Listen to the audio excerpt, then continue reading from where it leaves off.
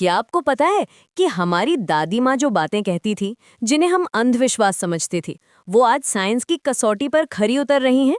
जी हाँ, आज हम बात करने वाले हैं उन भारतीय मान्यताओं की जिनके पास कोई साइंटिफिक एविडेंस नहीं था, लेकिन फिर भी वे सच निकली। तैयार हो जाइए एक रोमांचक सफर के लिए, जहां एंशिएंट विजडम और मॉडर्न साइंस का मिलन होता है। सबसे पहले बात करते हैं हल्दी की। हमारी माँ कहती थी कि हल्दी वाला दूध पियो, चोट लगे तो हल्दी लगाओ। हम सोचते थे ये सब घरेलू नुस्खे हैं, लेकिन आज साइंस कह रही है कि हल्दी में कर्क्यूमिन नाम का कंपाउंड है जो पावरफुल एंटी इन्फ्लेमेटरी और एंटी माइक्रोबियल प्रॉपर्टीज रखता है। यूनिवर्सिटी की रिसर्च बताती है कि हल्दी स्टेफाइलोकोकस ऑरियस और स्यूडोमोनास एरोजिनोजा जैसे खतरनाक बैक्टीरिया को मार सकती है। वो हेलिकोबैक्टर पाइलोरी बैक्टीरिया को भी कंट्रोल करती है, जो स्टमक अल्सर का कारण बनता है। क्या बात है, हमारी दादी माँ तो साइंटिस्ट थी और हमें पता भी नहीं था। अब आते हैं तुलसी के पौधे पर। घर में तुलसी का पौधा लगाना, रोज तुलसी के पत्ते खाना, ये सब हमारी ट्रेडिशन का हिस्सा था। लोग कहते थे ये धार्मिक मामला है, लेकिन मॉडर्न रिसर्च ने साबित कर दिया है कि तुलसी में एंटी माइक्रोबियल, एंटीऑक्सीडेंट और अडेप्टोजेनिक प्रॉपर्टीज हैं। ये रेस्पिरेटरी प्रॉब्लम्स को ठीक करती है, इम्यूनिटी बूस्ट करती है और स्ट्रेस को कम करती है। नासा तक ने माना है कि तुलसी एयर प्योरिफिकेशन में मदद करती है। अरे वाह, हमारे एंसेस्टर्स ने तो नेचुरल एयर प्योरीफायर घर में लगा दिया था। फिर आती है कॉपर के बर्तनों की बात। पुराने जमाने में सब कॉपर के लोटे में पानी पीते थे। आज के जमाने में प्लास्टिक और स्टील के बर्तन आ गए, तो लोगों ने सोचा ये आउटडेटेड प्रैक्टिस है। लेकिन साइंटिफिक स्टडीज बताती हैं कि कॉपर में एंटी माइक्रोबियल प्रॉपर्टीज होती हैं। कॉपर आयंस बैक्टीरिया और वायरसेस को मार देते हैं। WHO भी मानता है कि कॉपर वेसल्स में स्टोर्ड पानी सेफ होता है। अब तो हॉस्पिटल्स में भी कॉपर सर्फेसेस यूज कर रहे हैं इन्फेक्शन कंट्रोल के लिए। कमाल है ना, हमारे बुजुर्गों ने तो सेंचुरीज पहले ही नेचुरल वाटर प्योरिफिकेशन सिस्टम बना लिया था। नीम के बारे में भी कितनी इंटरेस्टिंग बात है। नीम की दातुन करना, नीम के पत्ते चबाना, नीम का तेल लगाना, ये सब हमारी डेली रूटीन का हिस्सा था। मॉडर्न साइंस ने प्रूव किया है कि नीम में powerful anti bacterial, anti fungal और एंटी वायरल प्रॉपर्टीज हैं। डेंटल केयर में नीम का यूज अब टूथपेस्ट कंपनीज भी कर रही हैं। स्किन प्रॉब्लम्स के लिए नीम ऑयल का यूज डर्मेटोलॉजिस्ट भी रेकमेंड करते हैं।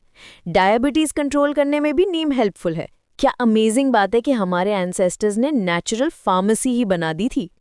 रुद्राक्ष की माला पहनने की ट्रेडिशन भी कितनी फैसिनेटिंग है। लोग समझते थे कि सिर्फ रिलीजियस बिलीफ है, लेकिन रिसर्च बताती है कि रुद्राक्षा बीड्स इलेक्ट्रोमैग्नेटिक प्रॉपर्टीज रखते हैं जो ऑटोनॉमिक नर्वस सिस्टम को रेगुलेट करते हैं, ब्लड प्रेशर कंट्रोल करने में मदद करते हैं और स्ट्रेस को कम करते हैं, हार्ट रेट वेरिएबिलिटी को इम्प्रूव करते हैं। साइंस ने माना है कि रुद्राक्षा का फिजियोलॉजिकल इम्पैक्ट होता है। हमारे स्पिरिचुअल प्रैक्टिसेस में भी साइंटिफिक लॉजिक छुपा हुआ था। हवन और यज्ञ की प्रैक्टिस को भी देखिए।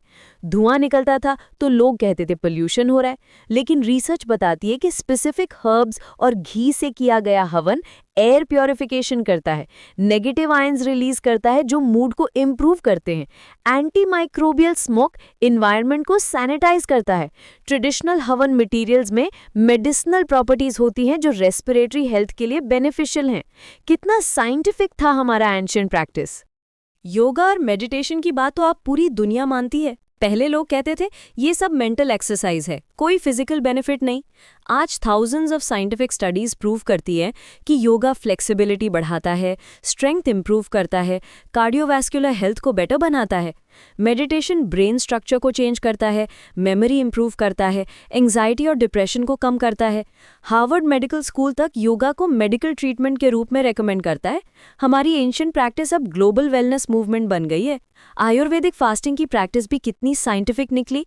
इंटरमिटेंट फास्टिंग अब मॉडर्न न्यूट्रिशन साइंस का हॉट टॉपिक है। रिसर्च बताती है कि कंट्रोल्ड फास्टिंग सेल्यूलर रिपेयर को प्रमोट करता है, मेटाबॉलिज्म को इंप्रूव करता है, लॉन्जेटिविटी बढ़ाता है, ऑटोफेजी प्रोसेस को एक्टिवेट करता है जो बॉडी को डिटॉक्स करता है। हमारे एंसेस्टर्स ने तो सेंचुरीज पहले ही नेचुरल डिटॉक्स मेथड डिस्कवर कर लिया था। पीपल ट्री के नीचे बैठने की ट्रेडिशन भी अमेजिंग है। लोग कहते थे ये स्पिरिचुअल प्रैक्टिस है। साइंस बताती है कि people tree maximum oxygen release करता है, स्पेशली रात में भी। एयर क्वालिटी को इम्प्रूव करता है और नेगेटिव आयंस प्रोड्यूस करता है जो मेंटल हेल्थ के लिए गुड है। नेचुरल एयर कंडीशनिंग का काम करता है। हमारे एंसेस्टर्स ने नेचुरल थेरेपी सेंटर ही बना दिया था। सबसे इंटरेस्टिंग बात यह है कि हमारी ट्रेडिशनल एग्रीकल्चरल प्रैक्टिसेस भी साइंटिफिक निकली। Crop rotation, mixed farming, organic fertilisers का यूज, ये सब सस्टेनेबल एग्रीकल्चर की प्रिंसिपल्स हैं। मॉडर्न फार्मिंग भी अब ट्रेडिशनल मेथड्स को अडॉप्ट कर रही है। क्लाइमेट चेंज के दौर में ये प्रैक्टिसेस और भी रेलेवेंट हो गई हैं। तो दोस्तों, ये था हमारा जर्नी उन इंडियन बिलीफ्स का जिनके पास साइंटिफिक एविडेंस नहीं था, लेकिन वे सच निकली। हमारे एंसेस्टर्स के पास इंट्यूटिव विजडम था, नेचर के साथ डीप कनेक्शन था।